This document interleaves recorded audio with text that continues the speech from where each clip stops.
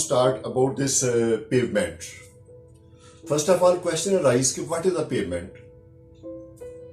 Before discussing this pavement into detail, let me tell you that this pavement is related to the road / highway,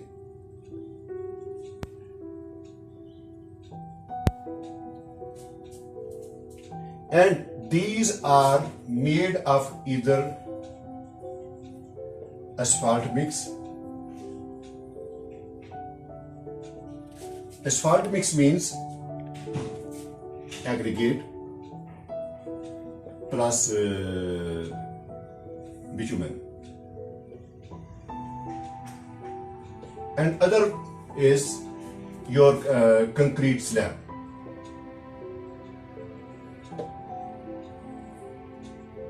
This is related with the pavement. Now, as I have explained it to you, that asphalt mix and concrete slab, what for? They are going to distribute the load, to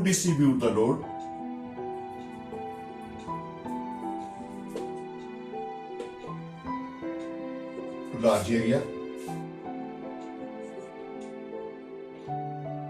on soil or off soil. So from this definition, now we have reached to the 2 points. First point is your asphalt mix, and your second point is concrete slab. This concrete slab is made of this Portland cement. On the basis of this, we can say that the types of pavement,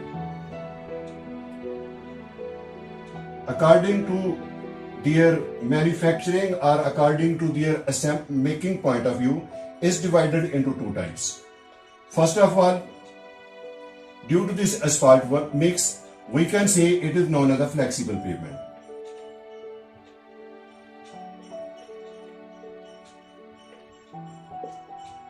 And other one, which is made of the concrete slab, Portland cement concrete, so that will be the rigid pavement.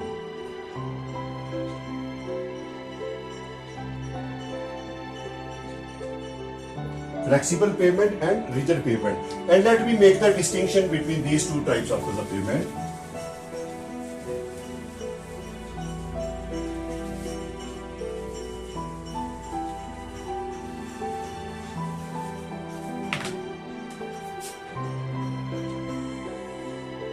Flexible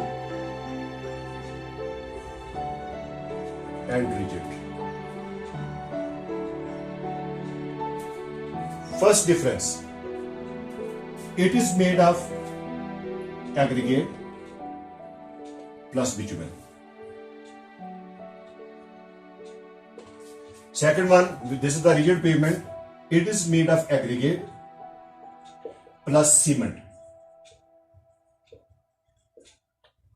OPC or whatsoever is the requirement, maybe SRC, whatsoever, but it is the cement.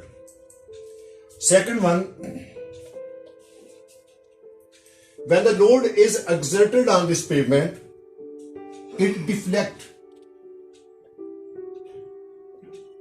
When load is removed, this deflection is reversed. Due to this behavior, we have given the name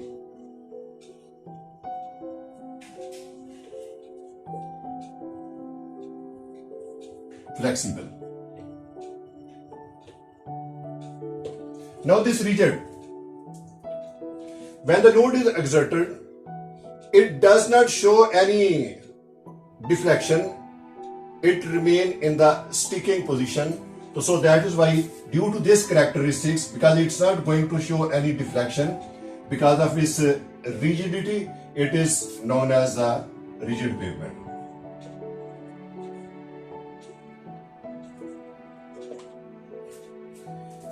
Here,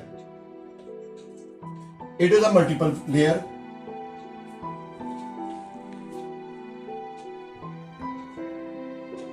And this one is a single layer.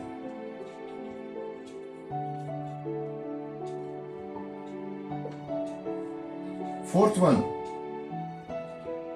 when the load is exerted on this flexible pavement, how it behaves.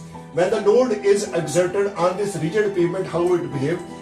For example, this is my pavement known as my flexible pavement.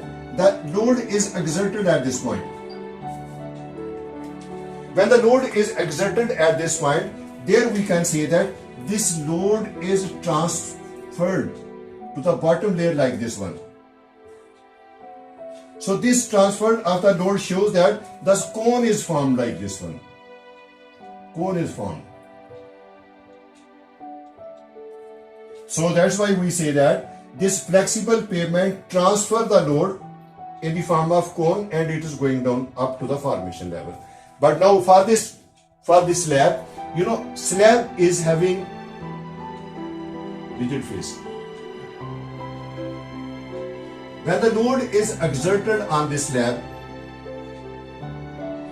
it is going to be dispersed uniformly as per the length of the span.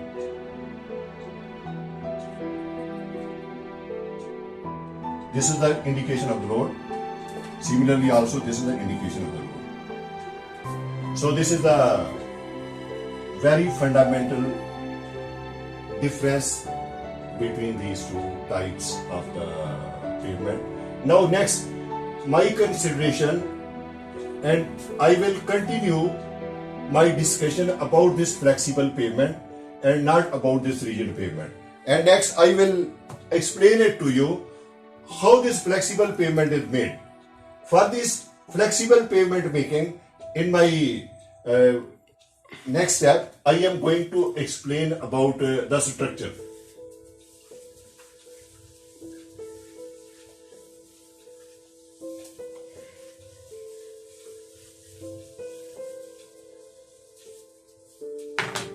Flexible pavement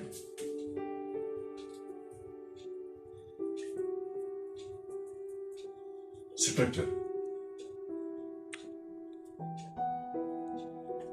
Now this flexible pavement, how we are going to make it, or how many, as I have already explained to you, there are multiple layers. Which type of the multiple layers are these? Now let me tell you. First, at the top, this is my top surface.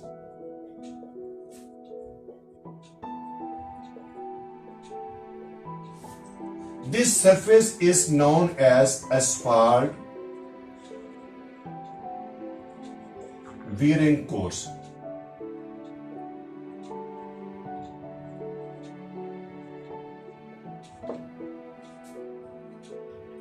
Because now I am going to tell you the structure from top to the bottom. And this asphalt wearing course, next, just as live, I will show it to you. What is this?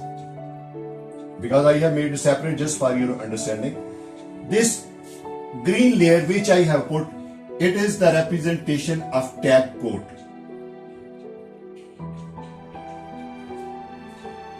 After this tack coat,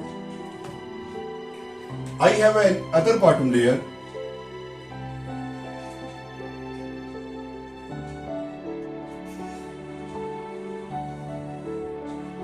like this one.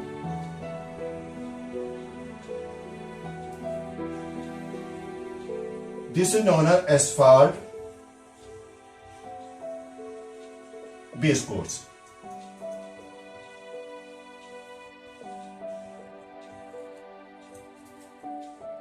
Next,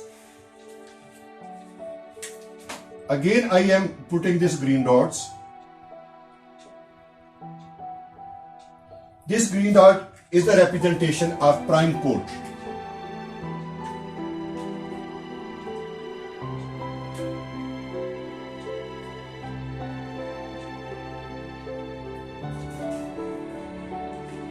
Below this prime coat, I have the layer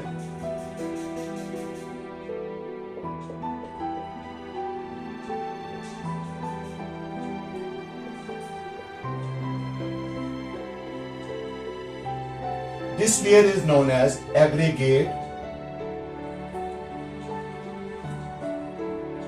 base course.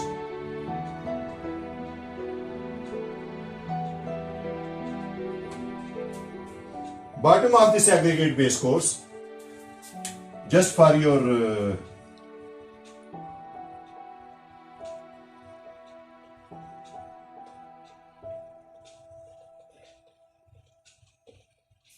this layer, which is shown over here, this is known as aggregate sub-base.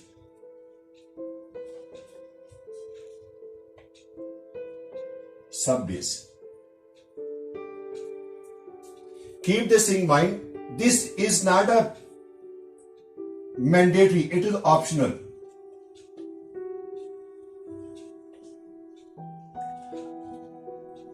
And next,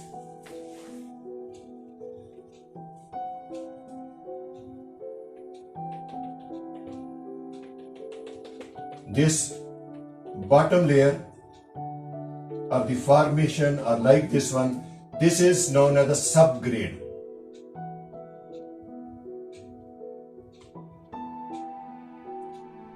Subgrade. So from the top to the bottom, let me tell to you: wearing course, tack coat, asphalt base course, prime coat, aggregate base course, then this optional layer, aggregate sub base, and bottom is the subgrade. So this is, when we are telling to anyone about the structure of the road, we should always speak from the top to the bottom. But when we will try to explain this structure, we will start from the bottom and we will move up to the top.